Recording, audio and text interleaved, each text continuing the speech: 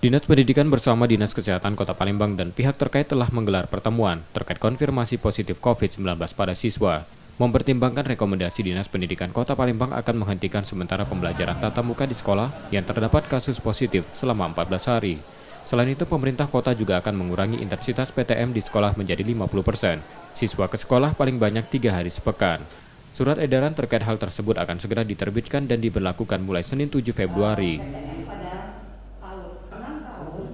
Kesimpulan kita bahwa PTM kita laksanakan 50% seperti kita pada level 2 terdahulu. Jadi pembelajaran kita tetap 3 hari, tapi di dalam pelaksanaan tatap muka di kelas sudah kita kerucutkan kembali, kita bagi 50%. Ya 50%, jadi tidak lagi 100%. Ini juga kita uji coba lagi. Kalau trennya memang naik, kami akan berkoordinasi terus dengan Dinas Kesehatan. Maka tidak mustahil ini kita daringkan 100% kembali.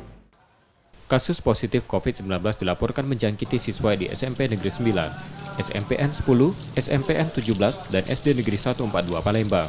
Belum diketahui apakah penularan terjadi di lingkungan sekolah atau luar sekolah. Sebelumnya, Palembang telah menerapkan pembelajaran tatap muka 100% di tingkat SMP, menyusul capaian vaksinasi remaja yang cukup tinggi. Selain itu, vaksinasi anak usia 6-11 tahun juga sudah dimulai.